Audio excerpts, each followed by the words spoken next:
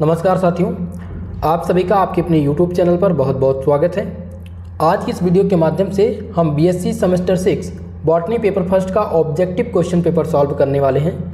ये question paper DDU Gorakhpur विश्वविद्यालय का है।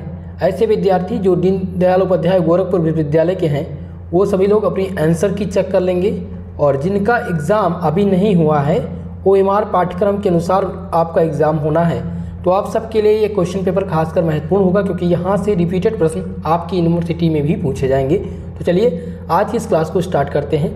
बॉटनी का जो पेपर टाइटल है वो यहाँ पर है बॉटनी 305, ये पेपर कोड दिया गया है। और पेपर टाइटल जो बॉटनी का है वो है cytogenetic plant breathing and nano technology.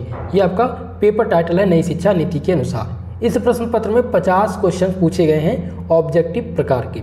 तो पहला प्रश्न यहाँ पर पूछा गया था कि which of the following crop improvement technique is based on the concept of cellular totipotency.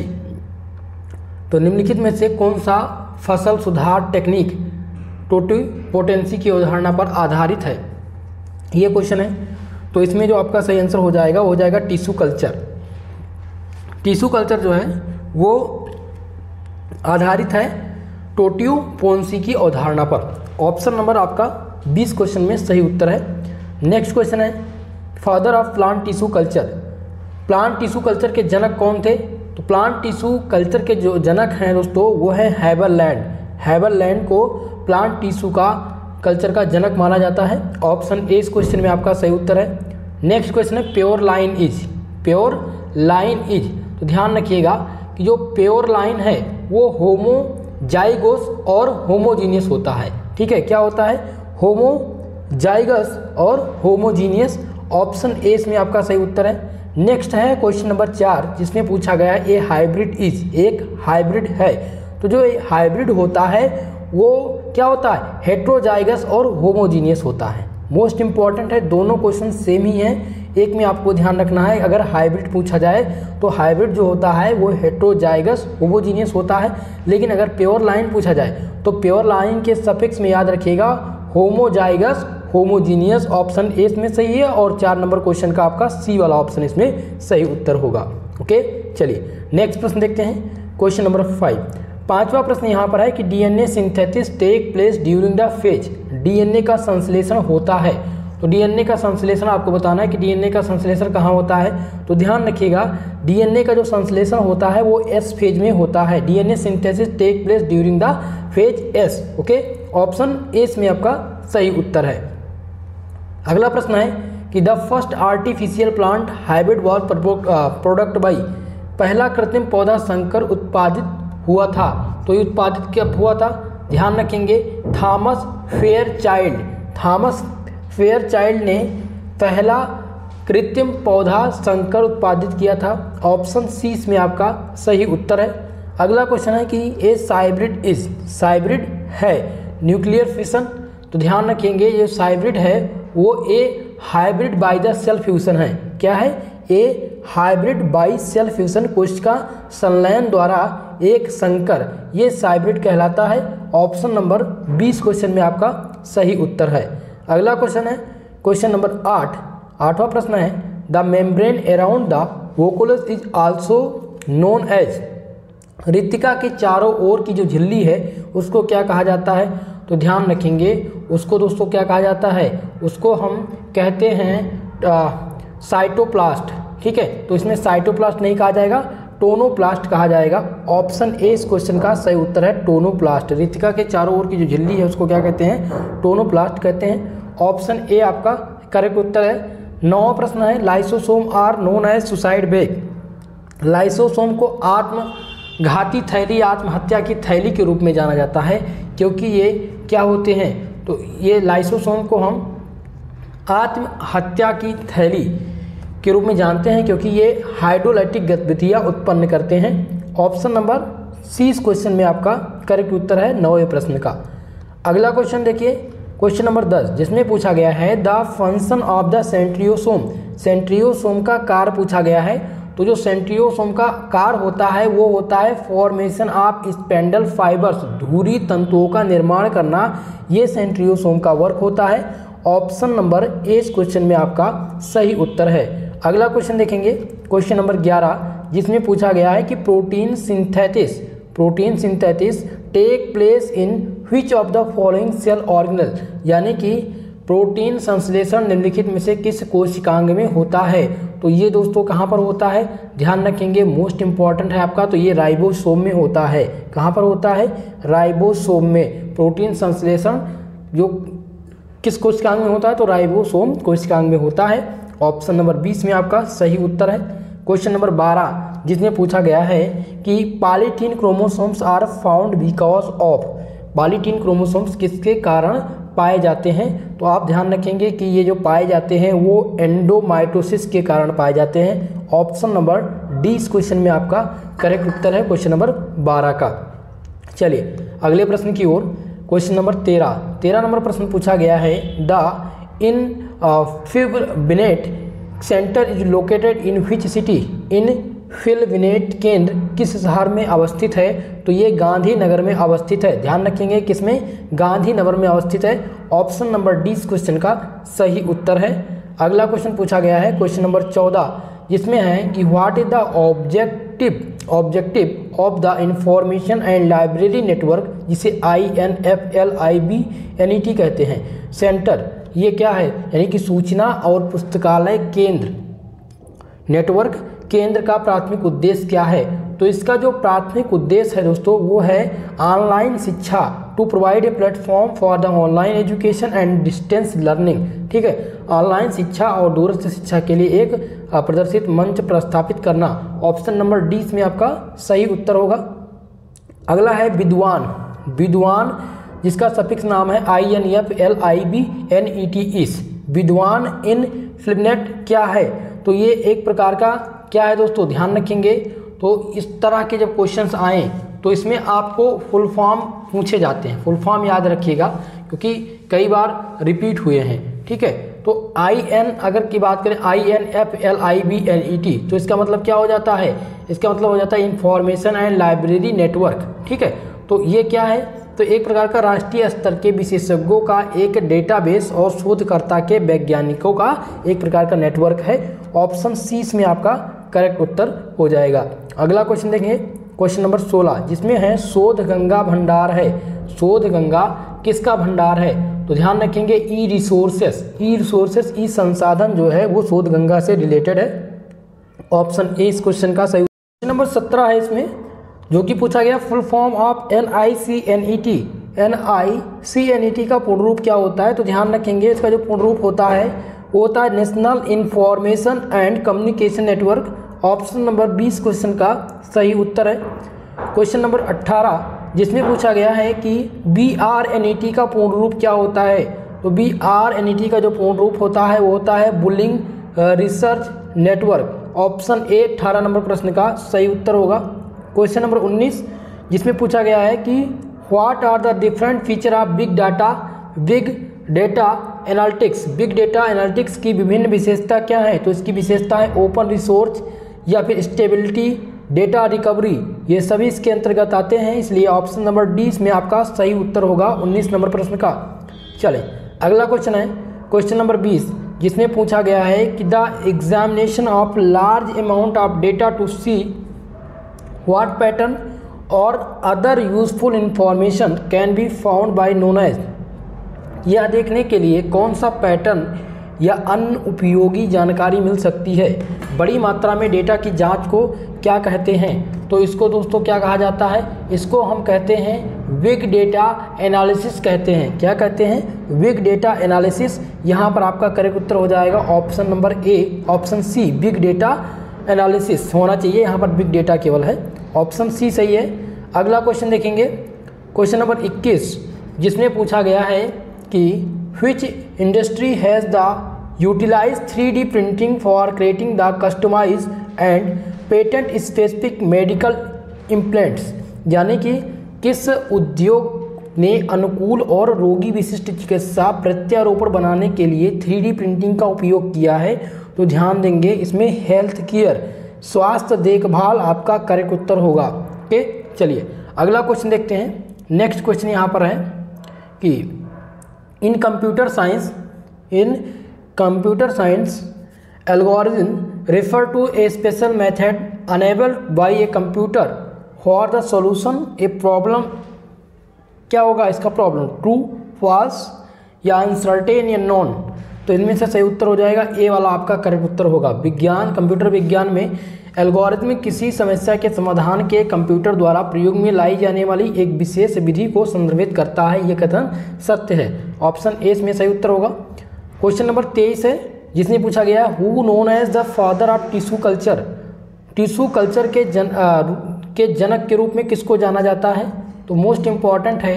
तो टिश्यू कल्चर के जो जनक थे दोस्तों वो थे हैबरलैट्स। ठीक है, ऑप्शन नंबर कौन सा सही है? सी वाला ऑप्शन इस क्वेश्चन का करेक्ट उत्तर होगा। हैबरलैट्स जो हैं वो प्लांट टिश्यू कल्चर के जनक हैं। चलिए अगला है टोटियोपोटेंसी। टोटियोपोटेंसी रेफर टू। तो टोटियोपोटेंसी किसको रेफर करती है? तो ये रेफर करती है cell to generate whole plant, यानी कि कोशिका से पूर्ण पौधे की उत्पत्ति। ऑप्शन नंबर 20 क्वेश्चन का करेक्ट उत्तर हो जाएगा। कौन से क्वेश्चन का? 24 नंबर प्रश्न का। अगला क्वेश्चन है क्वेश्चन नंबर 25, जिसमें पूछा गया है कि haploid plant can be obtain from. तो हैप्लाइड प्लांट जो होते हैं वो किस प्रकार से ऑब्टेन किए जाते हैं? तो ध्यान रखेंगे एंथर कल्चर के द्वारा। ये एंथर कल्चर के द्वारा हैप्लाइड प्लांट ऑब्टेन किए जाते हैं। ऑप्शन ए इसमें आपका सही उत्तर होगा। क्वेश्चन नंबर 26 है which of the following is least method for production of virus free plant. तो वायरस फ्री प्लांट के लिए जो प्रोडक्शन है वो मेरिस्टेम कल्चर है। मेरिस्टेम कल्चर का प्रयोग किया जाता है। ऑप्शन 20 में आपका करेक्ट उत्तर हो जाएगा।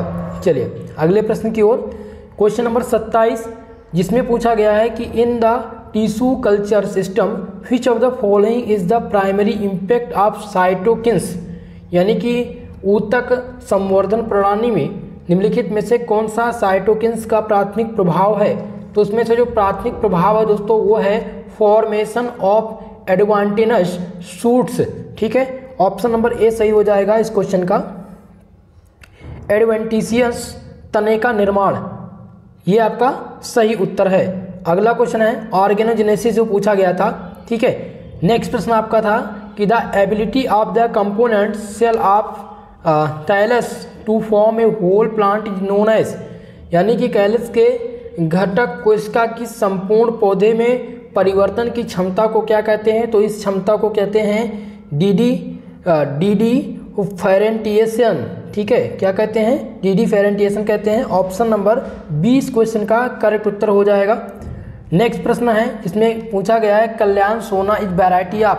कल्याण सोना किसकी वैरायटी है? तो ध्यान रखेंगे गेहूं की एक प्रकार की वैरायटी है। ऑप्शन ए इसमें आपका करेक्ट उत्तर हो जाएगा। नेक्स्ट प्रश्न है क्वेश्चन नंबर 31, जिसमें पूछा गया है कि which of the following step is the main route of any plant breeding program. निम्नलिखित में से कौन सा चरण किसी भी पादप प्रजनन कार्यक्रम की मुख्य जड़ है? ये इंपॉर्टेंट क्वेश्चन है और समझने वाला प्रश्न है, इसको ध्यान से समझिएगा। ठीक है, तो इसमें कह रहा है कि इनमें से कौन सा चरण किसी भी पादप प्रजनन कार्यक्रम की मुख्य जड़ है? तो उसमें आनुवांशिक परिवर्तनशीलता, जेनेटिक्स वेरिएबिलिटी, ये सबसे वेरिएबिलिटी जो है वो सबसे महत्वपूर्ण, माफ कीजिएगा, सबसे महत्वपूर्ण है। ठीक है, ऑप्शन नंबर ए इसमें आपका सही उत्तर होगा। चलिए अगले प्रश्न की ओर। क्वेश्चन नंबर 32, जिसमें पूछा गया है the Intel gene pool of A synthetic population is compressed of. यानी सिंथेटिक पॉपुलेशन का प्रारंभिक जीन पूल निम्न में से किससे बना होता है? तो ध्यान देंगे दोस्तों, ये बना होता है किससे? इनब्रेड लाइंस से बना होता है। किससे मिलकर के बना होता है? Inbred lines. ऑप्शन सी इसमें आपका करेक्ट उत्तर हो जाएगा 32 नंबर प्रश्न का। नेक्स्ट क्वेश्चन था कि selection for the simple inherited traits start from which generation. कौन सी पीढ़ी से सरल वंशानुगत लक्षण का चयन प्रारंभ होता है? तो वो F2 है। F2 से सरल वंशानुगत लक्षण का चयन प्रारंभ होता है। ऑप्शन ए इसमें सही उत्तर हो जाएगा आपका। चले अगले प्रश्न की ओर। शब्द दिया गया है कि शब्द हेटेरोसिस गढ़ा गया, यानी टर्म हेटेरोसिस इज क्वाइनेड बाई। तो ये शुल्क के द्वारा दिया गया था। किसके द्वारा?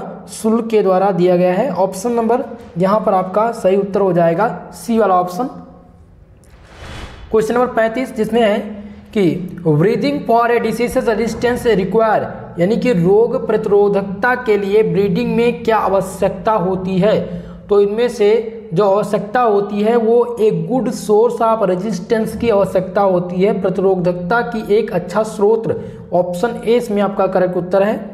क्वेश्चन नंबर 36 जिसमें पूछा गया है कि somatic hybridization is the achieved through, somatic hybridization प्राप्त किया जाता है किसके द्वारा? तो ये दोस्तों ध्यान रखेंगे, मोस्ट इम्पॉर्टेंट है। ये जो प्राप्त किया जाता है ये प्रोटोप्लास्ट फ्यूजन के द्वारा प्राप्त किया जाता है, प्रोटोप्लास्ट संलयन या protoplast fusion. Okay, option number C इस क्वेश्चन का सही उत्तर है। क्वेश्चन नंबर 37 है कि binging is done to bagging, bagging is due done to, यानी बैगिंग की जाती है किसके द्वारा? तो मोस्ट इंपॉर्टेंट है, जो बैगिंग की प्रक्रिया होती है वो होती है अवॉइड सेल्फ पॉलिनेशन से। किससे होती है? स्व परागण से बचने के लिए, self avoid self pollination. Okay, option number 20 में सही उत्तर है। क्वेश्चन नंबर 38 जिसमें पूछा गया है कि which of the following is a potential environmental application of nano technology, यानी कि निम्नलिखित में से कौन सा नैनो टेक्नोलॉजी का संभावित पर्यावरण अनुप्रयोग है? तो इनमें से जो ऑयल स्पिल क्लीनअप दिया गया, तेल रेसाव की सफाई, ये नैनो टेक्नोलॉजी का संभावित पर्यावरणीय अनुप्रयोग है। ऑप्शन 20 में आपका सही उत्तर होगा। अगला क्वेश्चन है 39 नंबर जिसमें पूछा गया था कि which of the following is used in drug discovery, यानी दवा वितरण में निम्नलिखित में से किसका उपयोग किया जाता है? तो हम इनमें से सभी का उपयोग किया जाता है। ऑल ऑफ एबव इसमें आपका करेक्ट उत्तर हो जाएगा, यानी डी वाला ऑप्शन सही है। क्वेश्चन नंबर 40 जिसमें पूछा गया है कि द्वितीयक मेटाबोलाइट्स के उत्पादन का स्रोत इनमें से कौन सा है? तो प्राथमिक मेटाबोलाइट्स जो है वो द्वितीय मेटाबोलाइट्स के उत्पादन में सहायता करता है। ऑप्शन ए इसका सही उत्तर हो जाएगा। क्वेश्चन नंबर 41 जिसमें पूछा गया था कि प्लांट टिश्यू कल्चर तकनीकी से सेकेंडरी मेटाबोलाइट्स के उत्पादन को प्राथमिकता दी जाती है क्योंकि इसके उत्पादन बहुत अधिक होती है, या फिर इनमें क्या होता है कि सबसे ज़्यादा उत्पादन की पुनर्प्राप्ति आसान हो जाती है, या किसी कुशल व्यक्ति की आवश्यकता नहीं होती है। तो प्लांट टिश्यू कल्चर की तकनीकी सेकेंडरी मेटाबोलाइट्स के उत्पादन को प्राथमिकता इसलिए दी जाती है क्योंकि उत्पादन बहुत ही अधिक हो रहा है इसका। ऑप्शन ए इसमें आपका सही उत्तर हो जाएगा। अगला प्रश्न था क्वेश्चन नंबर 42 जिसमें पूछा गया है when n is a odd number then median is defined by, जब n एक विषम संख्या है तो माध्य को परिभाषित किया जाता है। तो माध्य को median of two middle value के बीच में परिभाषित किया जाता है। ऑप्शन सी में आपका करेक्ट उत्तर हो जाएगा, सही जवाब हो जाएगा। चलिए क्वेश्चन नंबर 43 जिसमें पूछा गया है कि a variable which has some change of probability of its occurrence is known as, एक वेरिएबल जिसके होने की कुछ संभावना या संभावना होती है उसको क्या कहा जाता है? तो मोस्ट इंपॉर्टेंट इसको रैंडम वेरिएबल कहते हैं। ऑप्शन नंबर डी इस क्वेश्चन में आपका करेक्ट उत्तर हो जाएगा, सही जवाब हो जाएगा। ठीक है, चलिए क्लियर है इतनी चीज़ें। अगले प्रश्न की ओर बढ़ें। क्वेश्चन नंबर 44 नंबर प्रश्न पूछा गया है कि बायोस्टैटिक्स का जनक किसे माना जाता है? तो बायोस्टैटिक्स के जो जनक हैं उनका क्या नाम है? उनका नाम है फ्रांसिस गाल्टन। फ्रांसिस गाल्टन को बायोस्टैटिक्स का जनक माना जाता है। ऑप्शन सी में आपका करेक्ट उत्तर होगा। अगला क्वेश्चन है क्रॉसिंग ओवर होता है, तो क्रॉसिंग ओवर कैसे होता है?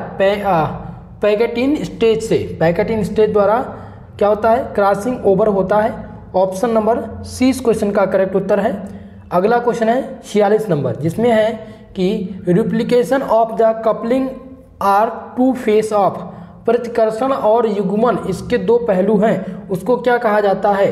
तो इसको हम लिंकेज कहते हैं। क्या कहते हैं? लिंकेज कहते हैं। ऑप्शन नंबर सी इस क्वेश्चन में करेक्ट उत्तर आपका हो जाएगा 46 नंबर प्रश्न का।